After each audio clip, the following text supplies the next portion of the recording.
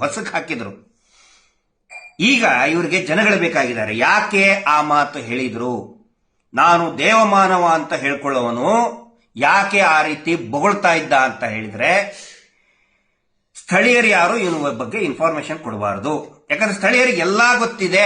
ನಾನು SITಗೆ ವಿನಂತಿ ಮಾಡ್ಕೊಳ್ತಾ ಇರೋದು, ದಯವಿಟ್ಟು ನಾನು SITಗೆ ಸಜೆಷನ್ ಕೊಡುವಂತ ದೊಡ್ಡವನೇನಲ್ಲ. I am very small person. ಒಬ್ಬ PSI ಆಗಿ ಸಣ್ಣ ಸರ್ವಿಸ್ ಮಾಡಿದಂಥವ್ ನಾನು. ಆದ್ರೆ ನನ್ನ ಅನುಭವದಲ್ಲಿ ಹೇಳ್ತಾ ಇದ್ದೀನಿ, ಸ್ಥಳೀಯರು ಇವತ್ತು ಅನೇಕ ಜನ ರೆಡಿ ಇದ್ದಾರೆ. ಆದ್ರೆ ಒಂದು ಕೌನ್ಸೆಲಿಂಗ್ ಏನಾದರೂ ಮಾಡುವ ವ್ಯವಸ್ಥೆ ಆದ್ರೆ ಅನೇಕರು ಐ ವಿಟ್ನೆಸ್ ಬರೋದಕ್ಕೆ ರೆಡಿ ಇದ್ದಾರೆ. ಆದ್ರೆ ಹಂಗ್ ಬರಬಾರ್ದು ಅಂತ ಹೇಳಿ ಈ ನಕಲಿ ದೇವಮಾನವ ಏನ್ ಹೇಳಿದಾನೆ, ನಾವು ನೀವು ಎಲ್ಲ ಒಂದೇ, ದೇವಸ್ಥಾನ ಬೇರೆ ಅಲ್ಲ, ನಾವು ಬೇರೆ ಅಲ್ಲ, ಗ್ರಾಮ ಬೇರೆ ಅಲ್ಲ, ನಾವು ಬೇರೆ ಅಲ್ಲ, ಎಲ್ಲೋ ಬೆಂಗಳೂರಿನವ್ರು ಕುತ್ಕೊಂಡು ಹೇಳಿದ್ರೆ ನಾವು ಹೆದರೋದಿಲ್ಲ ಅಂತ ಹೇಳ್ತಾರೆ. ಇವನಿಗೆ ಇಷ್ಟು ಗೊತ್ತಿಲ್ಲ, ಧರ್ಮಸ್ಥಳದವ್ರು ಯಾರು ಒಬ್ರು ಬಂದು ಅಲ್ಲಿ ₹1 ಹುಂಡಿಗೆ ₹1 ಹಾಕೋದಿಲ್ಲ. ಧರ್ಮಸ್ಥಳದ ನಿಮ್ಮ ಹುಂಡಿಗೆ ದುಡ್ಡು ಹಾಕೋದೆ ಬೆಂಗಳೂರು, ಉತ್ತರ ಕರ್ನಾಟಕ ಘಟ್ಟದ ಮೇಲೆ ಇರೋರು ಹಾಕೋರು. ಅವರಿಗೆ ನೀವು ಎಲ್ಲೋ ಬೆಂಗಳೂರಿನಲ್ಲಿ ಕುತ್ಕೊಂಡು ಅಂತ ನೀವು ಟೀಕೆ ಮಾಡ್ತೀರಾ?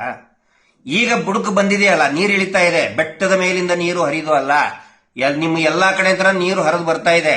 ಅದ್ರ ಸಲುವಾಗಿ ಹೆದರ್ಕೊಂಡು ಗಡಗಡ ನಡುತ್ತಾ ನಾವು ಬೇರೆ ಅಲ್ಲ, ಗ್ರಾಮಸ್ಥರು ಬೇರೆ ಅಲ್ಲ. ಯಾಕೆ ಗ್ರಾಮಸ್ಥರನ್ನ ಈಗ ಅವರು ತಪ್ಕೊಳಕ್ ಹೋಗ್ತಾ ಇದಾರೆ ಅಂತ ಹೇಳಿದ್ರೆ, ಯಾರು ಹೇಳ್ಬೇಡ್ರಪ್ಪ. ನನ್ನ ತಮ್ಮ ಏನೇನ್ ಕಚ್ಚಡ ಕೆಲಸ ಮಾಡಿದ, ಹೆಂಗೆ ಹೊಡೆದ, ಹೆಂಗೆ ಅತ್ಯಾಚಾರ ಮಾಡಿದ, ಹೆಂಗೆ ರುಬ್ಬುಗೊಂಡಿನಿಂದ ನಾರಾಯಣ ಮತ್ತೆ ಯಮುನಾಗಿ ಜಡ್ಜ್ ಕೊಂದು ಹಾಕಿದ, ನನ್ನ ತಮ್ಮ ಹೇಳ್ಬೇಡ್ರಪ್ಪ. ನಾವು ನೀವು ಒಂದೇ. ಯಾವ ರೀತಿಯ ಬ್ರಾಹ್ಮಣರ ಮಗಳನ್ನ ಹೆಂಗೆ ಅತ್ಯಾಚಾರ ಮಾಡಿ ಕೊಲೆ ಮಾಡಿ ಬಾವಿಯಲ್ಲಿ ಬಿಸಾಕಿದ ಹೇಳ್ಬೇಡ್ರಪ್ಪ. ಸೌಜನ್ಯಾಳನ್ನ ಯಾವ ರೀತಿ ಬಿಸಾಕಿದ್ವಿ ಹೇಳ್ಬೇಡ್ರಪ್ಪ. ನಾವು ನೀವು ಒಂದೇ ಕಣ್ರಪ್ಪ ಅಂತ ಹೇಳ್ತಾ ಇದ್ದಾರೆ. ಯಾವ ರೀತಿ ನಿಮ್ಮ ದಲಿತರ ಜಮೀನನ್ನ ಮಲೆ ಕುಡಿಯ ಸಮುದಾಯದ ನಾಯಿಗಳನ್ನು ಕೂಡ ಬಿಟ್ಟಿಲ್ರಿ ಇವರು. 1987 ದಶಕದಲ್ಲಿ ದೊಡ್ಡ ಹೋರಾಟ ನಡೀತು. ಈ ಪದ್ಮಲತಾಳ ತಂದೆ ಅದರ ವಿರುದ್ಧನೇ ಧ್ವನಿ ಎತ್ತಿದ್ದು. ಮಲೆ ಕುಡಿಯ ಸಮುದಾಯದವ್ರನ್ನ ಎತ್ತಂಗಡಿ ಮಾಡ್ತಾ ಇದ್ರು, ಬಲವಂತವಾಗಿ ಎತ್ತಂಗಡಿ ಮಾಡ್ತಾ ಇದ್ರು. ಎತ್ತಂಗಡಿ ಮಾಡಬೇಕಾದ್ರೆ ಇದೇ ಥರ್ಡ್ ಕ್ಲಾಸ್ ನಕಲಿ 420 ದೇವಮಾನವ ಆ ಮಲೆ ಕುಡಿಯ ಜನಾಂಗದವ್ರನ್ನ ಎತ್ತಂಗಡಿ ಮಾಡಬೇಕಾದ್ರೆ ಚಿಕ್ಕ ಚಿಕ್ಕ ನಾಯಿ ಮರಿಗಳನ್ನ ಕೈಕಾಲು ಕಟ್ಟಿ ಆ ಗೋಣಿ ಚೀಲದಲ್ಲಿ ತುಂಬಿ ಅವುಗಳನ್ನು ಕೂಡ ಕಳಿಸ್ಕೊಟ್ಟ. ಇದು ದಬ್ಬಾಳಿಕೆ. ಯಾಕೆ ನನ್ನ ಮೇಲೆ ದಬ್ಬಾಳಿಕೆ? ಯಾಕೆ ನನ್ನ ಮೇಲೆ ಶೋಷಣೆ? ದಬ್ಬಾಳಿಕೆ ಇದೆ. ಇನ್ನೊಂದು ಹೆಸರೇ ಈ ನಕಲಿ ದೇವಮಾನವನ ಕುಟುಂಬ ಇರೋದು. ಈಗ ಡ್ರಾಮಾ ಮಾಡ್ತಾ ಇದ್ದಾನೆ. ಯಾಕಂದ್ರೆ ನೀರು ಇಳಿತಾ ಇದೆ, ನೀರು ಇಳಿದು ಬರ್ತಾ ಇದೆ ಅಲ್ಲ, ಅದಕ್ಕೆ ಹಿಂಗೆಲ್ಲ ಆಗ್ತಾ ಇದೆ. ಅದಕ್ಕೆ ಈ ಎಲ್ಲ ಬೆಳವಣಿಗೆಗಳು ಏನಾಗ್ತಾ ಇದೆ, ಈಗ ಏನೋ ಒಂದು ತಾರ್ಕಿಕ ಅಂತ್ಯ ಮುಟ್ಟುತ್ತೆ ಅನ್ನುವಂತಹ ವಿಶ್ವಾಸ, SITಯಿಂದ ಒಂದು ತಾರ್ಕಿಕ ಅಂತ್ಯ ಮುಟ್ಟುತ್ತೆ ಅನ್ನುವಂಥ ವಿಶ್ವಾಸ ಬರ್ತಾ ಇದೆ. ಹಿಂಗಾಗಿ ಇದನ್ನ ದಾರಿ ತಪ್ಪಿಸೋದಕ್ಕೆ SIT ನಿಂತೇ ಹೋಯ್ತು. ಯಾಕಪ್ಪ ನಿಲ್ಲಿಸಬೇಕು? ನಾನು ನೋಡಿ ಇಲ್ಲಿ ಪ್ರತಿಯೊಂದು ಸಾರಿ ನನ್ ಕೇಳ್ತಾರೆ, ಎಲ್ಲಾ ನನ್ಗೆ ಕೌಂಟರ್ ಮಾಡ್ಬೇಕಾದ್ರೆ ನನ್ಗೆ ಕೇಳ್ತಾರೆ, ಸಾಕ್ಷಿ ಇದೆ ಅಂತ ಹೇಳ್ತೀರಿ, ಸಾಕ್ಷಿನೇ ಯಾಕೆ ತೋರಿಸ್ತಾ ಇಲ್ಲ ಅಂತ ಕೇಳ್ತೀರಲ್ಲ. ಸಾಕ್ಷಿ ಹುಡುಕ್ಬೇಕಾಗಿದ್ದು ಇದು SIT ತಾನೆ, ಮತ್ತೆ SITನೇ ನಿಲ್ಸಕ್ ಯಾಕೆ ಮಾಡ್ತಾ ಇದ್ದೀರಾ? ಹಿಂದೆ ಯಾವ ಇನ್ವೆಸ್ಟಿಗೇಷನ್ ನಡೆಯೋದಕ್ಕೆ ಬಿಡ್ಲಿಲ್ಲ ಇವರು. ಸೌಜನ್ಯ ಪ್ರಕರಣ, ಪದ್ಮಲತಾ ಪ್ರಕರಣ, ವೇದವಲ್ಲಿ ಪ್ರಕರಣ SIT ನಡೆಯೋದಕ್ಕೆ ಬಿಡ್ಲಿಲ್ಲ ಇವರು. ತನಿಖೆ ಮಾಡಿರ್ತಾನೆ, ಪ್ರಾಪರ್ ಇನ್ವೆಸ್ಟಿಗೇಷನ್ ಮಾಡಿದ್ರೆ ಸಾಕ್ಷಿಗಳು ಸಿಗ್ತವೆ. ಈಗ SIT ಸಾಕ್ಷಿಗಳನ್ನು ಹುಡುಕ್ತಾ ಇದೆ, ಆ SITನೇ ನಿಲ್ಸೋದಕ್ಕೆ ಒಂದು ಷಡ್ಯಂತ್ರ ಮಾಡ್ತಾ ಇದ್ದಾರೆ. ನಕಲಿ ದೇವಮಾನವನ ಕುತಂತ್ರ ನಡೆಯುವುದಿಲ್ಲ, ಷಡ್ಯಂತ್ರ ನಡೆಯುವುದಿಲ್ಲ, ಅದು ಗೊತ್ತಿರಲಿ. ಹಿಂಗಾಗಿ ಕೊನೆಯದಾಗಿ ಒಂದು ವಿನಂತಿ ಮಾಡ್ಕೊಳ್ತಾ ಇದ್ದೇನೆ. ಬರುವಂತಹ 9 ಮತ್ತು 10ನೇ ತಾರೀಕು, ಯಾಕಂದ್ರೆ ಬಹಳ ಪ್ರಮುಖ ದಿನ, ಕರಾಳ ದಿನ. ಸೌಜನ್ಯಾಳ ಅಪಹರಣ ಆಗಿದ್ದು ಅಕ್ಟೋಬರ್ 9ನೇ ತಾರೀಕು ಸಾಯಂಕಾಲ 4:15. ಅವಳ ಮೃತದೇಹ ಸಿಕ್ಕಿದ್ದು ಮರುದಿನ 10ನೇ ತಾರೀಕಿಗೆ. ಹೀಗಾಗಿ ಅಕ್ಟೋಬರ್ ಅಂದ್ರೆ 13 ವರ್ಷ ಮುಗೀತದೆ, 14ನೇ ವರ್ಷ ಕಾಲಿಡ್ತೀವಿ. ಇಡೀ ರಾಜ್ಯಾದ್ಯಂತ ಎಲ್ಲಾ ನಮ್ಮ ಈ ನಾಡಿನ ನಮ್ಮ ಪ್ರಗತಿಪರ ಸಂಘಟನೆಗಳು, ಹಿಂದೂ ಸಂಘಟನೆಗಳು, ಎಡ ಸಂಘಟನೆಗಳು, ಬಲ ಸಂಘಟನೆಗಳು, ಅದು ಸಿದ್ಧಾಂತವನ್ನ ಬಿಟ್ಟು ಸಾಮಾಜಿಕ ಕಳಕಳಿರುವಂತ ಎಲ್ಲರೂ ಒಟ್ಟಾಗಿ ಇಡೀ ರಾಜ್ಯಾದ್ಯಂತ ಅನೇಕ ತಾಲೂಕುಗಳು, ಎಲ್ಲಾ ಜಿಲ್ಲೆಗಳಲ್ಲಿ ಒಂದು ಶಾಂತಿಯುತವಾದಂತಹ ಪ್ರತಿಭಟನೆ, ಅದು ಪ್ರತಿಭಟನೆ ಇರಬಹುದು ಅಥವಾ ಪ್ರಾರ್ಥನೆನೂ ಕೂಡ ಆಗಿರಬಹುದು.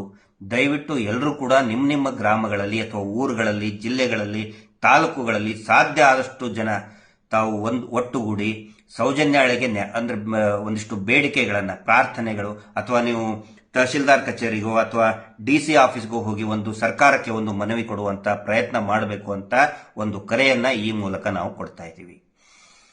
ಅದರಲ್ಲಿ ಮೊದಲನೇದ್ದು ಸೌಜನ್ಯ ಮತ್ತು ನಾರಾಯಣ ಮಾವುತ ಕೊಲೆ ಮರು ತನಿಖೆ ಆಗಬೇಕು. ಪದ್ಮಲತಾ, ವೇದವಲಿ ಪ್ರಕರಣಗಳು ಕೂಡ ಮರು ತನಿಖೆಯಾಗಿ ಅತ್ಯಾಚಾರಿ ಕೊಲೆಗಡಕರಿಗೆ ಶಿಕ್ಷೆ ಆಗಬೇಕು. ಒಂದನೇದ್ದು ಮರು ತನಿಖೆ ಆಗಬೇಕು, ಅವರಿಗೆಲ್ಲರಿಗೂ ಕೂಡ ನ್ಯಾಯ ಸಿಗಬೇಕು. ಎರಡನೇದ್ದು ಧರ್ಮಸ್ಥಳ ಹತ್ಯಾಕಾಂಡ ಏನಿದೆ, ಅಂದ್ರೆ ಈ ಹೂತಿಟ್ಟ ಶವಗಳ ಪ್ರಕರಣಕ್ಕೆ ಒಂದು ತಾರ್ಕಿಕ ಅಂತ್ಯ ಆಗಲೇಬೇಕು SIT ಇಂದ. ಆ ಧರ್ಮಸ್ಥಳ ಪ್ರಕರಣಗಳಲ್ಲಿ ಅಸಹಜ ಸಾವು 400ಕ್ಕಿಂತಲೂ ಕೂಡ ಹೆಚ್ಚು ಅಸಹಜ ಸಾವುಗಳೇನಿದೆ ಅದಕ್ಕೆ ಸಂಬಂಧಪಟ್ಟಂತಹ ಉಗ್ರಪ್ಪ ವರದಿ ಇದೆ, ಮಿಸ್ಸಿಂಗ್ ಪ್ರಕರಣಗಳಿದೆ, ಇನ್ನೂ ಕೂಡ ಸಿಕ್ಕೇ ಇಲ್ಲ. ಅನೇಕ ಕೊಲೆಗಳು ನಡೆದರೂ ಕೂಡ ಅದರ ತನಿಖೆನೇ ಆಗಿಲ್ಲ. ಈಗಾಗಲೇ ಅದರ ಬಗ್ಗೆ ದೂರುಗಳು ಕೂಡ ಬಂದಿದೆ, SITಗೆ ದೂರನ್ನು ಕೂಡ ಕೊಟ್ಟಿದ್ದಾರೆ. ರಾಜ್ಯದ ವಿವಿಧ ಭಾಗಗಳಿಂದನೂ ಕೂಡ ಜನ ಇವತ್ತು ಬರ್ತಾ ಇದ್ದಾರೆ. ಇಷ್ಟು ವರ್ಷದ ಹಿಂದೆ ನಮ್ಮ ತಂದೆ ಹೋಗಿದ್ದ, ಇಷ್ಟು ವರ್ಷದ ಹಿಂದೆ ಗಂಡ ಹೆಂಡತಿ ಮಿಸ್ ಆದ್ರು, ಅದೆಲ್ಲ ತನಿಖೆಯಾಗಿ ಆ ಧರ್ಮಸ್ಥಳದ ಕೊಲೆಗಡಕರು, ಅತ್ಯಾಚಾರಿಗಳಿಗೆ ಶಿಕ್ಷೆ ಆಗಿ ತಾರ್ಕಿಕ ಅಂತ್ಯ ಮೂಡಿಸಲಿ ಅನ್ನೋದು ಎರಡನೇ ಪ್ರಮುಖವಾದಂತಹ ಬೇಡಿಕೆ ಇರಲಿ. ಇಡೀ ರಾಜ್ಯಾದ್ಯಂತ ಏನು ಅಕ್ರಮ ಮೀಟರ್ ಬಡ್ಡಿ ದಂಧೆ ನಡೆಸಿ ರಾಜ್ಯವನ್ನ, ಗ್ರಾಮೀಣ ಸೊಗಡನ್ನೇ ಹಾಳು ಮಾಡಿಬಿಟ್ಟಿದ್ದಾರೆ ಈ ನಕಲಿ ದೇವಮಾನವ. ತಾನು ಸ್ವತಃ ತನ್ನ ಮನೆಯಲ್ಲಿ ಮಂಜುನಾಥ ಸ್ವಾಮಿಯ ಫೋಟೋನೇ ಇಟ್ಕೊಂಡಿಲ್ಲ. ಮೀಟರ್ ಬಡ್ಡಿ ದಂಧೆ ಮಾಡುವ ಈ ನಿರ್ಣಯ ಪುಸ್ತಕದಲ್ಲಿ ಮಂಜುನಾಥ ಸ್ವಾಮಿಯ ಫೋಟೋ ತೋರಿಸಿ ಮೀಟರ್ ಬಡ್ಡಿ ದಂಧೆ ಮಾಡ್ತಾ ಇದ್ದಾರೆ. ವಿಪರೀತ ಬಡ್ಡಿ ಪ್ರತಿ ವಾರ ಅನೈತಿಕವಾಗಿ, ಕಾನೂನು ಬಾಹಿರವಾಗಿ, ಬ್ಯಾಂಕ್ ನಿಯಮಗಳಿಗೆ ವಿರುದ್ಧವಾಗಿ ಪ್ರತಿ ವಾರ ಏನು ಈ ಬಡ್ಡಿ ದಂಧೆ ಮಾಡ್ತಾ ಇದ್ದಾರೆ ಅದು ಸಂಪೂರ್ಣವಾಗಿ ನಿಲ್ಲಬೇಕು. ಯಾರು ಕೂಡ ಈ ಬಡ್ಡಿಯನ್ನ ಕಟ್ಟಬೇಡಿ. ಮತ್ತು ಏನಾದರೂ ಸಮಸ್ಯೆಗಳು ನಿಮಗೆ ತೊಂದರೆ ಕೊಟ್ಟರೆ ಪೊಲೀಸ್ ಠಾಣೆಗೆ ದೂರು ಕೊಡಬೇಕು. ಸರ್ಕಾರ ಸಂಪೂರ್ಣವಾಗಿ ಇದಕ್ಕೆ ಕಡಿವಾಣ ಹಾಕಬೇಕು. ಮತ್ತು ಈ ಅಕ್ರಮ ಹಣ ವರ್ಗಾವಣೆ, ಈ ಅಕ್ರಮ ಬಡ್ಡಿ ದಂಧೆಗೆ ವಿರುದ್ಧ ED ಅವರು ತನಿಖೆ ಮಾಡಬೇಕು ಅನ್ನುವಂತ ಒಂದು ಆಗ್ರಹವನ್ನು ಕೂಡ ಎಲ್ಲರೂ ಮಾಡುವಂತ ಕೆಲಸವನ್ನ ನಾವು ಮಾಡೋಣ. ಧರ್ಮಸ್ಥಳ ಸುತ್ತಮುತ್ತಲು ಅನೇಕ ದಲಿತರ ಮತ್ತು ಹಿಂದುಳಿದ ವರ್ಗದವರ ಭೂಮಿಯನ್ನ ಈ ನಕಲಿ ದೇವಮಾನವನ ಕುಟುಂಬ ವಶಪಡಿಸಿಕೊಂಡಿದೆ.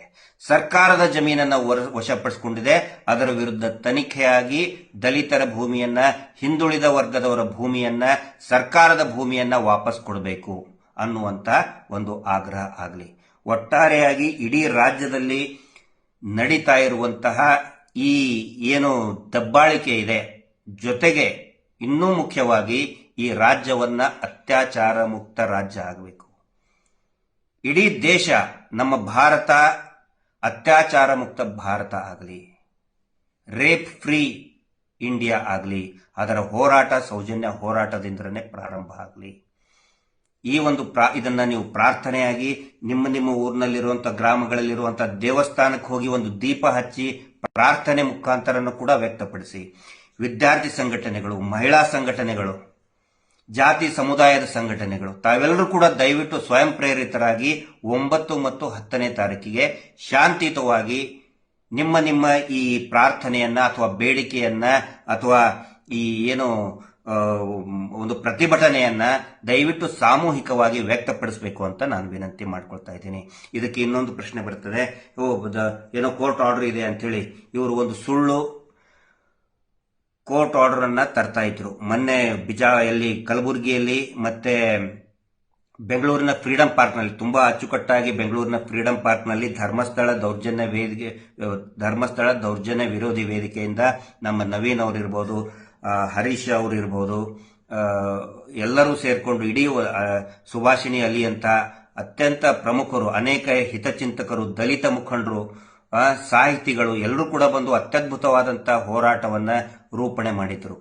ಅವಾಗಲೂ ಕೂಡ ಇವರು ಏನ್ ಮಾಡಿದ್ರು, ಪೊಲೀಸ್ ಸ್ಟೇಷನ್ಗೆ ಹಳೆ ಯಾವುದೋ ಒಂದು ಕಿತ್ತೋದ ಆರ್ಡರ್ ತೋರಿಸಿದ. ಈ ನಕಲಿ ದೇವಮಾನವನ ಒಬ್ಬ ಸಂಡೇ ಲಾಯರ್ ಇದ್ದಾನೆ, ಅವನು ಬಂದು ಪೊಲೀಸ್ ಸ್ಟೇಷನ್ ಫೋನ್ ಮಾಡಿ ಆರ್ಡರ್ ಇದೆ, ಪ್ರತಿಭಟನೆ ಮಾಡಕ್ಕಾಗಲ್ಲ ಅಂತ ಹೇಳಿದ. ಆದ್ರೆ ಅದು ಆ ತರ ಇಲ್ಲ, ಅದು ಆ ಆರ್ಡರ್ ಸ್ಕ್ವಾಶ್ ಆಗಿದೆ.